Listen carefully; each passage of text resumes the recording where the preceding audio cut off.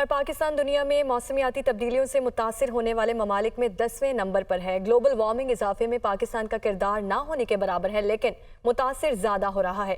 چترال سے دیکھیے علی شنواری کی رپورٹ۔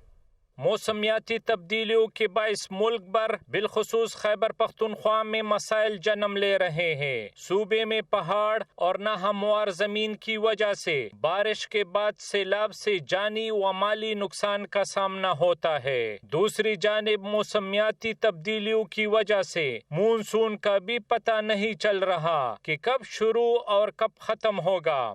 زمین کے اوپر کوئی ایسا تیسرا ریجن ہے جہاں پر سب سے زیادہ برف پڑی ہوئی ہے گلیشیئر کی فارم میں، تو ہمارا ملک ہے۔ تو جہاں پر برف کا اتنا بڑا کوانٹم پڑا ہوا ہے، تو اگر گلوبل وارمنگ ہوگی تو آپ کا صوبہ جو ہے ٹاپ آف دا لائن ان جگہوں میں ہوگا جو کہ سب سے زیادہ متاثر ہوگا۔ خیبر پختونخوا کے ضلع چترال، شندور و دیگر اضلاع میں موسمیاتی تبدیلیوں کے اثرات تیزی سے رونما ہو رہے ہیں۔ گلیشیئر تیزی سے پگھل رہے ہیں اور جھیلیں بھی سکڑتی جا رہی ہے۔ ہم کے مطابق قدرتی آفات کو تو روکا نہیں جا سکتا، تاہم جدید ٹیکنالوجی، ارلی وارمنگ سسٹم اور دیگر بروقت حفاظتی اقدامات سے نقصانات کو کم کیا جا سکتا ہے۔